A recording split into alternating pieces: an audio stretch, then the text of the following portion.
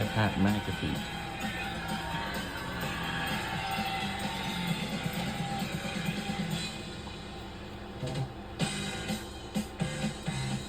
This is going to be a fun, intense Saturday night of racing with so much on the line on the biggest Welcome stage back to in Daytona NASCAR. International Speedway of the Coke Zero Sugar 400.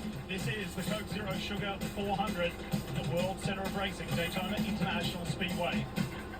Around about 80 degrees, some light cloud around, and we're hoping the rain stays away for a fun night of racing. Hi folks, Lee Diffie, along with two gentlemen who've experienced what that feeling of victory is like on the biggest stage. Steve Letarte, Jeff Burton. Jeff, you first up. Why is it so important here? Why does it mean so much? Well, this is it. This is Daytona. This is the birthplace of NASCAR. This is where it all started. The greatest have won here. If you're a NASCAR driver, you have to win here. It's part of its heritage. But the problem with that is drivers tend to push, try to make stuff happen, and they want that win so badly, and we see bad decisions and big wrecks because of it. Simply put, it's the World Center of Racing, because if you're a stock car driver, this is it. IndyCar home. Its home might be Indianapolis Motor Speedway. Well, stock car racing, its home is Daytona. I've been coming here since I was a 16-year-old kid. Every time I come through the tunnel, I get chills. Just standing up here, I have chills. There's something about racing here that's different than everywhere else. All right, well, one guy who was right in the thick of it, you're looking at his car right there, up behind the pace car in the Ally Chevrolet, that's Alex Bowman. Why is he in the thick of it? Because he's one spot above that cut line. He could go to the playoffs. He could miss out. Let's have a talk to him. Jeff, dial him up. Hey, Alex, this guy was up in the booth. You with us? Yes, sir. Big night tonight. Oh, why is NASCAR races just so fun to watch? Yeah, man. Unfortunately, a Cultural little more of Blizzard a in the stressful corner. It's situation gonna be than I'd happening this like to be week. in, but Can't really just go wait. for stage points here in the beginning, try to catch the So, 45 and see how that works out. This week, I'm looking forward to watching some women's volleyball games, of course, college Go from there. football. We've had really fast Ally Chevys here lately. Everybody at Hendrick Motorsports has been working really hard. Women's So, basketball. winning it makes it all This is easier. Notre So hopefully we Dame. can get that done. So you have track position starting on the outside pole. Do you just do everything in your power to keep that, get real aggressive, or do you try to be smart, make sure you're there at the end? Yeah, I mean a little bit of both, right? Like you've got to keep your track position, but also know you have to finish the race. So, yeah, patiently aggressive, I guess. But starting up front is good for us, and we'll see how it goes. All right, buddy. Thanks for taking time. Good luck tonight. Starting Yeah, up thank you, front guys. is good for Alex Bowman. We check out tonight's starting grid brought to you by Coca-Cola. As you may have heard in Countdown to Green, qualifying was cancelled yesterday because of localized lightning. So they start per the rule book, which is a blend of points and last week's finish. Ryan Blaney starts on the pole position. Back on row 2, Kyle Larson and defending series champion Joey Logano. Back on the third row, Austin Cindric, who was so good on super speedways, and Denny Hamlin, a 3-time Daytona 500 winner. Row 4, Austin Dillon, the most recent winner, and William Byron, who will go to the back of the pack. We'll tell you more about that in a moment. Chase Briscoe, and a guy looking for a win, desperate for a win, Brad Keselowski. Row 6, Josh Berry, Daniel Suarez. Daniel still not sure what he's doing next year. Row 7, a row full of drivers need to win tonight. Zane Smith, Kyle Busch. Row 8, Christopher Bell, alongside Carson Hocevar. SVG, Ty Gibbs. Ty Gibbs, one of those drivers needing to win to move into the playoffs. Ross Chastain and Michael McDowell. Michael McDowell is a very good racer at this racetrack. Expected to see part of the battle tonight. Row 11, we have A.J. Allmendinger next to Bubba Wallace. A.J. top 10 in 6 of his last 8 starts here at Daytona, but he needs to improve that to a victory to make the playoffs. In row 12, Ty Dillon will start next to Chris Buescher, who won this race back in 2023. Row 13, Ricky Stenhouse Jr., 2-time winner at Daytona. We'll start that to Eric Jones. Row 14, Tyler Reddick, safely enough points, but will that be enough? He'll start next to Todd Gilliland. In row 15, Cole Custer and Chase Elliott. All right, let's keep moving through this grid. On the 16th row, Ryan Preece, another one, desperate for a win. He wants to forget about those flips that he's had here. Row 17, Riley Herbst, John Hunter Nemechek, so good on this style of track. Row 18, Cody Ware, Austin Hill is in the field tonight. Behind them, row 19, Justin Haley, BJ McLeod. And on the 20th row, Casey Mears, Joey Gay. So there's the full field for you for tonight's Coke Zero Sugar 400. 160 laps. 400 miles. Let's check in for a pre-race pep talk with the 60. Here it is. Guys, we're going to play free tonight. You drive free out on the racetrack. Victor, I want you guys to play free in the pits. We're going to call it free up here on the box. And when the dust settles and the smoke dies down from your victory burnout, we're going to go party in Victory Lane, boys. But that was a good one. No, I just feel like I need Freebird playing. I love a good pep talk. Derek Finley on top of the box for the 60th Priest. You're going to see right away the 24 of William Byron lost his crew chief because of an issue with inspection. The continuation of that penalty, he will have to come down and do a stop and go on the first lap of the race. We will see how far that puts him behind. It's one of those nights. We're at the beach, pardon the pun, but there's a line in the sand. Tonight, someone's going to experience that pure elation of maybe winning and going to go through to the playoffs. For others, that will come so close, and it's going to be a tough final 10 races of the season. This is it. It's the final race of the regular season. We talk playoffs after tonight, under the lights, at the World And here we go at the Daytona International Speedway of the Close to the Sugar 400 this past Saturday. We're underway. Such an important night for Alex Bowman. He's down on the low line, and he's being pushed by his teammate, the 5 of Kyle Larson. It's Blaney up on the high side.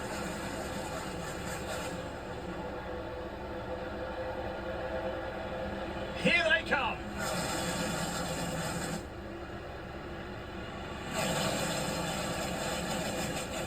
See, Bowman on the bottom lane being pushed by his teammate.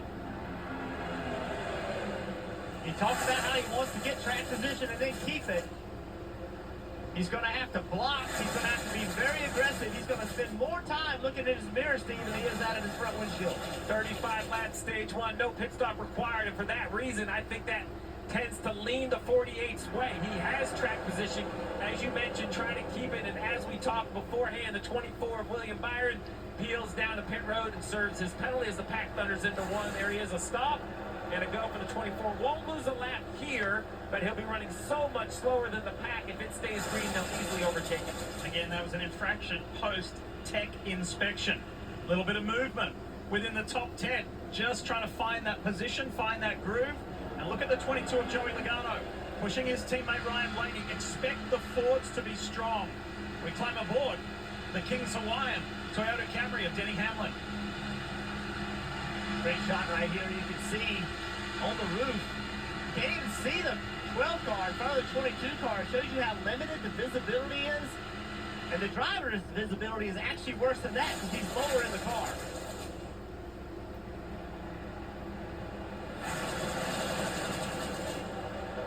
Jeff, what are these early laps like here? Where you're just trying to find your position, get in the groove, so to speak?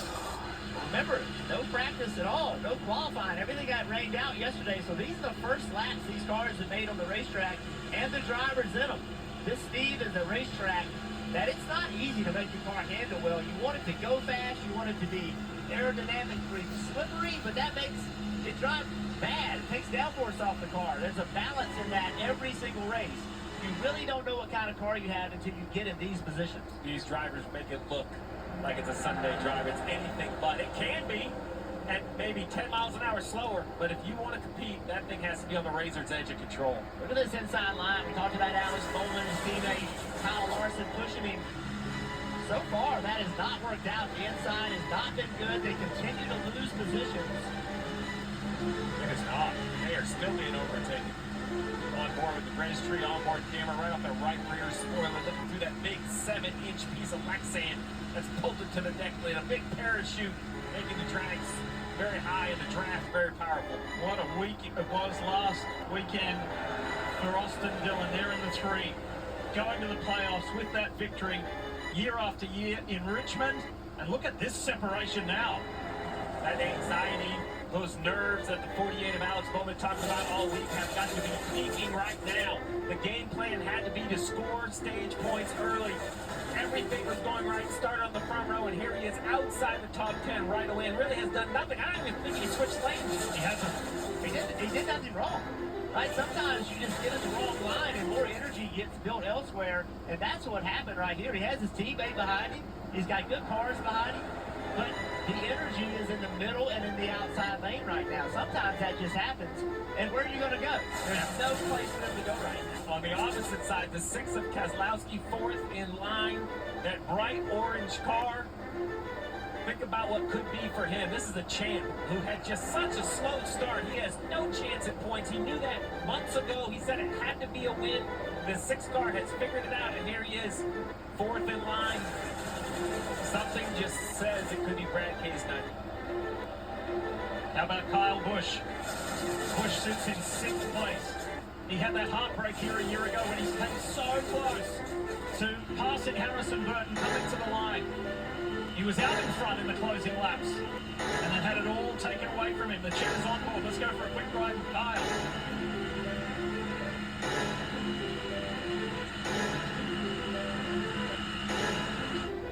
There's a car out in front of the lead pack. Who is it? After serving the penalty, it's William Byron. Now he'll be eligible for the free pass as long as that's the position he's in when the caution comes out at the end of the stage. Jeff, I assume right here he just puts it on the yellow line. Just tries to hopefully get picked up somewhere mid or back after the pack. You like what he does, and try to stay out of the way. But as they start to catch him, they'll actually slow down a little bit, or he'll actually speed up. Then he'll try to get a little bit closer to try to get to those cars and use that turbulence to help pull him along. He knows right now he's not in danger of anyone else being a lap down. So he's going to be really cautious right here. Tuck in behind him, use that draft, and just ride around. Beat that first car lap down. That's the best view, though, of the speed difference between a pack of cars and one car by itself. Now, there's a few stragglers behind the pack. So they'll go right here to the right. Jump in front of that. I believe that's the 3. Is that right? That's the 3. Yeah, we'll go by him, but there's still a few more coming. Remember, he's wide open to the gas. He's going as fast as he goes. Just the draft of these cars is just so much faster. Lead car on the high line is the 71 for Sky Motorsports. The 2021 Daytona 500 winner Michael McDowell. Michael's gone from 20th to 7th. It's a good start, Marty. Yeah, in that blue car on the outside, Lee, and I've heard a couple of spotters mention that they have not really blocked that high line. At times, McDowell has gone 3 wide, at times 2 wide, but it's working, Jeff. Are you surprised? No one's moved up there to block McDowell, who, as Lee mentioned, has come from 20th up to the top 10. A little bit of the fear is if you block that outside lane before you know it's fast, then you get up there and now they take that spot on the bottom and the outside lane goes backwards. We just saw the bottom lane go backwards. So that's telling me that for whatever reason, and it changes all the time at this racetrack, that you're going to see this most of the night. You're going to see the second lane all the way up against the wall and the bottom lane in the middle of the racetrack. Now, when it gets 3 wide, they'll be everywhere. But right now, this middle and top lane are the fastest. Coca-Cola Chevy for Trackhouse Racing. Daniel Suarez, he goes down low. He's had 2 great top 10 results. He's hoping to win and get into the playoffs here tonight. We're here. Progressive's accident response detected an accident and sent for help. Did we beat him? Where's the... Saving the world, maybe? We did that! Yeah, I don't think car insurance is really his thing. Not with us around. Yeah, I already called a tow truck and started your claim. I guess not all heroes wear capes. Yep, somewhere, tummy capes. What? Don't say things like that out loud. That's embarrassing. Subway's footlongs are packed with protein, like the Ultimate BMT or the All-Pro Sweet Onion Chicken Teriyaki with 58 grams of protein. And now, Subway MVP Rewards members can buy any footlong in the app and get 40% off. Fuel up now in the Subway app. As your host, I have some rules. First, no showers longer than 5 minutes. This isn't a spa. That's the rule. Meanwhile, at Vrbo, get the vacation you expect, and never a hovering host. Safe like repair, safe like replace. Sometimes things fall right into place, but other times they just fall. But at least you can get it fixed now and pay later in 4 interest-free payments at SafeLight.com. Awesome. And SafeLight can come to you for free, anytime, anywhere, and do everything you need to get back on the road. All set, here you go. Thank you. Take care. Get it fixed now and pay later at SafeLight.com. Safe like repair, safe like replace. Subway's got a new meal of the day with chips and a drink for just $6.99. Or if you're big hungry, make it a footlong for only $3 more. big hungry. Is that a thing? Country Music. Find your fresh with the all-new $6.99 meal of the day at Subway. The mix of salty sea air and burnt rubber. The big skies, high banks, and grandstands. Rumble in your chest. That's what we love about the Daytona 500. Honoring history and making it. At the biggest race of the year on the biggest stage of a lifetime. That's what we love about the Daytona 500. You gotta see it to believe it. Secure your experience now at Daytona500.com.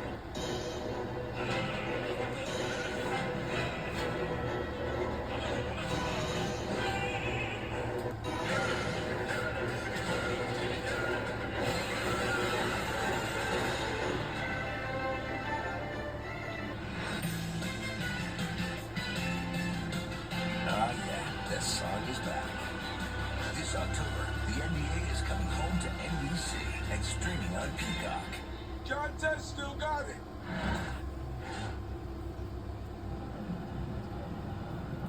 You saw it during the break. That's the first caution of the Coke Zero Sugar 400. Casey Mears sideways and in trouble in the Garage 56 SI Yachts entry. What happened, Jeff? You can see in the middle of the corner, watch the left rear tire. Actually, he's coming off the right rear. The sparks coming off the right rear tire down. Spins it around. I gotta tell you, that's pretty fortunate. That's the only contact he made. You see it right there on board with the 3 of Austin Dillon. You mentioned it, Jeff. No practice, no qualifying. Pretty good record avoidance by the 24 of William Byron, who should get the free pass. So I don't know if he ran over something, if maybe something's rubbing. I mean, this car is pretty straightforward. You wouldn't think there'd be contact with anything, but either way, a flat tire. Nice job by Casey Mears keeping it out of the wall. Casey's first Daytona race in some 6 years. Yeah, it's fun seeing Casey back at the racetrack. He's edging closer to that 500th race. Yeah. Let's hope he gets there. That thing jumped sideways, and he was probably thinking, what am I doing back? This is not fun. This isn't the fun I remember.